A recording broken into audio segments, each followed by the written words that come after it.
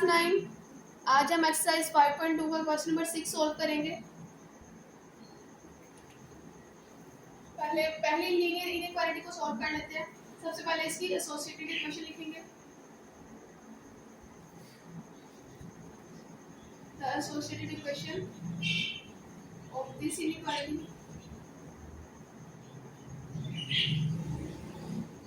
is 3x plus 5y is equal to 15। अब x और y की वैल्यू फाइंड करेंगे। और x इंटरसेप्ट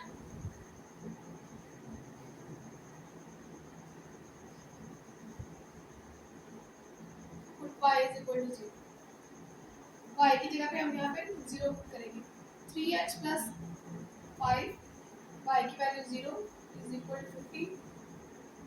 3x plus 5 को 0 से मल्टीप्लाई करेंगे 0 is equal to 15। 3x में 0 ऐड करेंगे तो 3x x की वैल्यू फाइंड करनी है हमने। तो 3 यहाँ पे मल्टीप्लाई और इक्वल के इस साइड पे जाके डिवाइड हो जाएगा। 3 1 3 3 5 तो 15।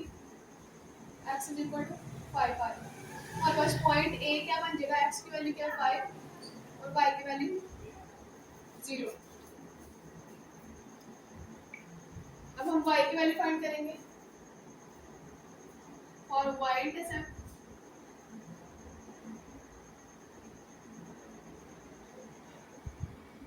x is equal to। अब इस इक्वेशन में हम x को 0 पुट करेंगे। 3 x की जगह पे 0 पुट करेंगे plus 5y is equal to 3 को 0 से मल्टीप्लाई करेंगे 0 plus 5y is equal to 5y में 0 ऐड करेंगे तो 5y। अब हमें y की वैल्यू फाइंड करनी है।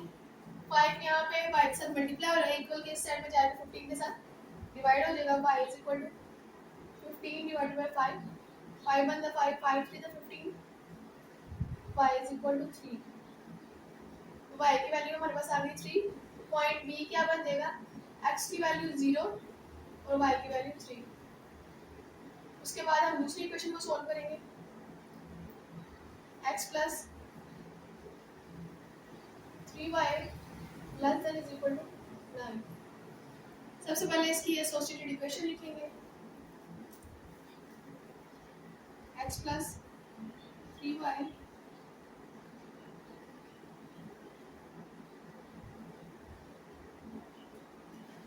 the associated equation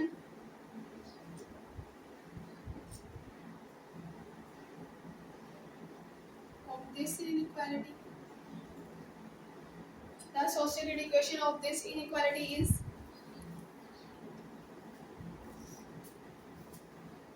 associated equation क्या होगी, x plus 3y is equal to 9। अब हम x और y की वैल्यू फाइंड करेंगे। सो फॉर x इंटरसेप्ट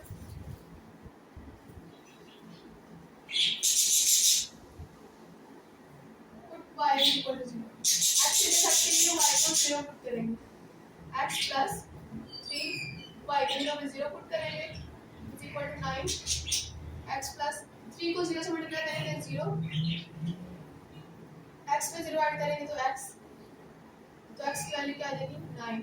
हमारे पास पॉइंट c क्या बन जाएगा, x की वैल्यू 9 है और y की वैल्यू 0 है। उसके बाद फॉर y इंटरसेप्ट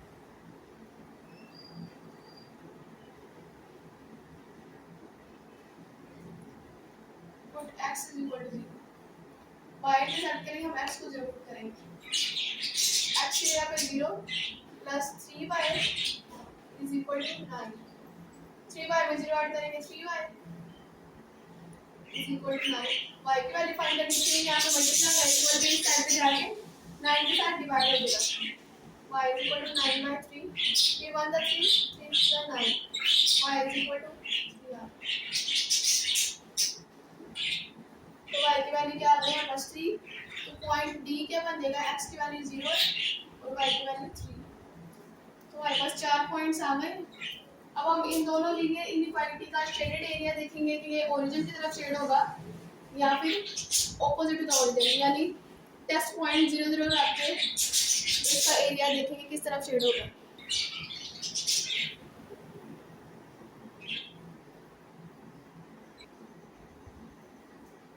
पहली लीनियर इनइक्वालिटी का टेस्ट पॉइंट चेक कर लेते हैं।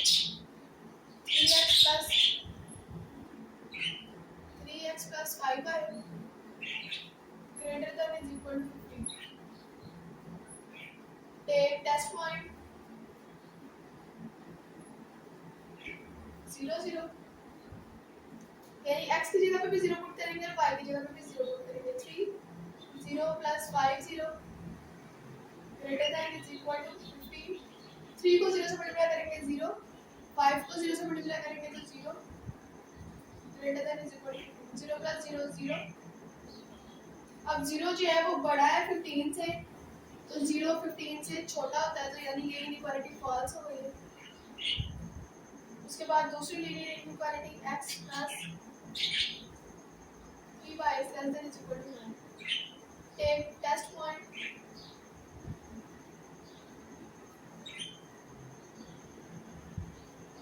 0 0, x की जगह पे 0 plus 3, y की जगह पे भी 0 पुट करेंगे।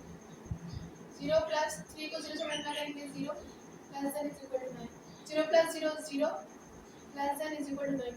अब यहाँ पे 0 जो है वो 9 से छोटा है और 0 9 से छोटा ही होता है, तो ये लीनियर इनइक्वालिटी जो है वो ये ट्रू हो जाएगी। यानी पहली लीनियर इनइक्वालिटी का आंसर हमारे पास ट्रू आया और दूसरी लीनियर इनइक्वालिटी का आंसर सॉरी पहली का फॉल्स है और दूसरी का ट्रू है। और हमारे पास पॉइंट कौन कौन से थे? 5 0 0 3 9 0 और 0 3। पहले पॉइंट ए को रिप्रेजेंट करते हैं। x की वैल्यू पॉजिटिव है +5 और ये x इस साइड पे +5 है। उसके बाद दूसरा पॉइंट है 0 3, y की वैल्यू भी पॉजिटिव है तो ऊपर वाली साइड पे होगी, नीचे वाली साइड पे y की वैल्यू नेगेटिव होगी। अब इन दो पॉइंट्स को ज्वाइन करेंगे तो ये कौन सी इक्वेशन है? 3x plus 5y greater than is equal to 15। अब बाकी दो पॉइंट्स को रिप्रेजेंट करेंगे 9 0, यानी x की वैल्यू पॉजिटिव है, एक ये पॉइंट बन जाएगा। उसके बाद 0 3 और दूसरा पॉइंट यही है 0 3, तो इन दो पॉइंट्स को ज्वाइन करेंगे।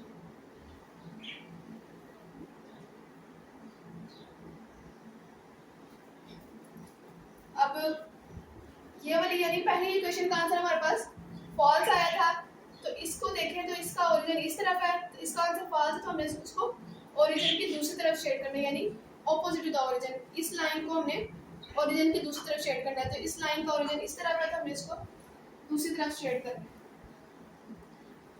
उसके बाद ये वाली लाइन, इसका आंसर ट्रू आया था, तो हमने इसको ओरिजिन की तरफ शेड करना है, यानी इस तरफ।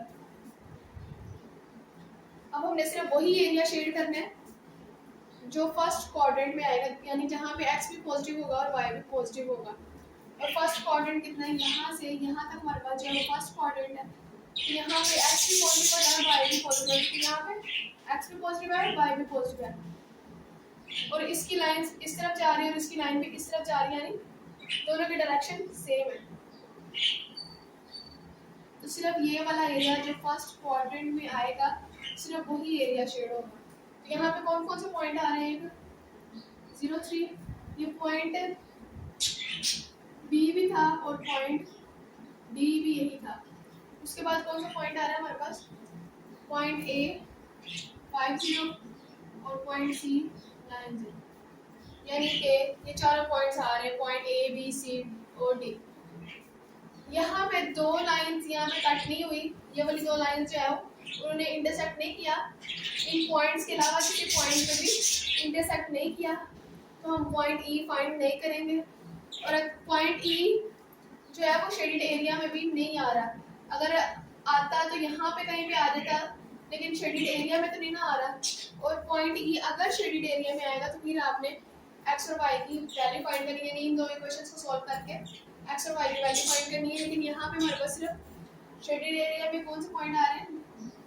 पॉइंट बी डी ए और सी, सिर्फ ये वाला शेडेड एरिया, इसमें जो से पॉइंट आएंगे सिर्फ उन्हीं पॉइंट्स पे हमने फंक्शन की मैक्सिमम या मिनिमम वैल्यू फाइंड करनी होती है।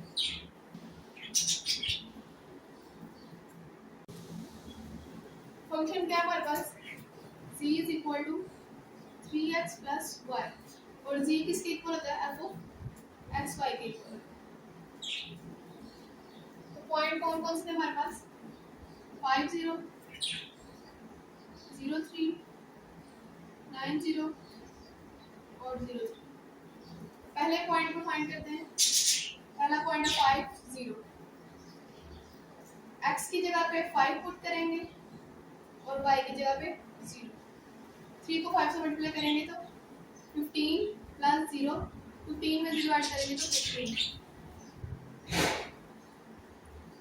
उसके बाद दूसरा पॉइंट हमारे पास 0 3,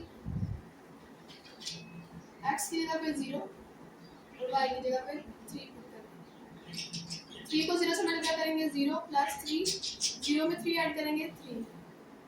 तीसरा पॉइंट है हमारे पास 9 0, x की जगह पे 9 और y की जगह पे 0 पुट करेंगे। 3 को 9 से मल्टीप्लाई करेंगे, 3 9 से 27 प्लस 0, 27 में 0 ऐड करेंगे तो 27। और चौथा पॉइंट 0 3 ही है, यानी ये वाला पॉइंट है, ये वाला 0 3, तो सेम आंसर आएगा 3। फाइंड करना चाहते हैं तो आप कर लें। x की जगह पे 0 और y की जगह पे 3। 3 को 0 से मल्टीप्लाई करेंगे 0 प्लस 0 प्लस 3। अब हमने क्वेश्चन नंबर 6 में मिनिमम वैल्यू भी फाइंड करनी है और मैक्सिमम वैल्यू भी फाइंड करनी है। यानी वो सबसे पहले तो मैक्सिमम वैल्यू देख लेते हैं कि इन चारों में से मैक्सिमम वैल्यू कौन सी। तो सबसे ज़्यादा वैल्यू, सबसे बड़ी वैल्यू 27 है, तो यानी इस पॉइंट पे हमारे पास मैक्सिमम वैल्यू आ रही है। उसके बाद सबसे छोटी वैल्यू इनमें से देखें तो ये 3 सबसे छोटी वैल्यू है, और दोनों पॉइंट सेम है 0 3, यानी 0 3 में हमारे पास मिनिमम वैल्यू आ रही है।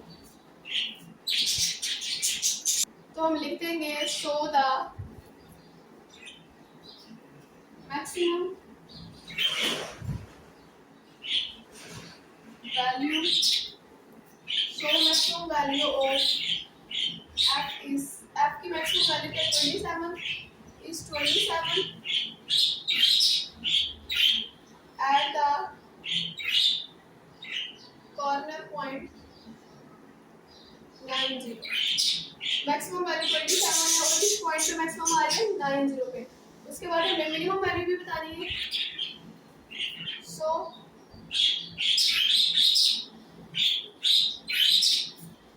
The minimum value of f is, minimum value क्या है हमारे पास 3। So the minimum value of f is 3 at the corner point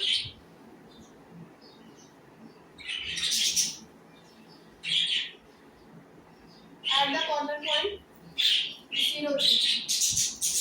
इस क्वेश्चन में हमने मैक्सिमम पॉइंट भी निकालना था और मिनिमम पॉइंट भी फाइंड करना था। तो मैक्सिमम पॉइंट हमारे पास है 9 0 और मिनिमम पॉइंट 0 3।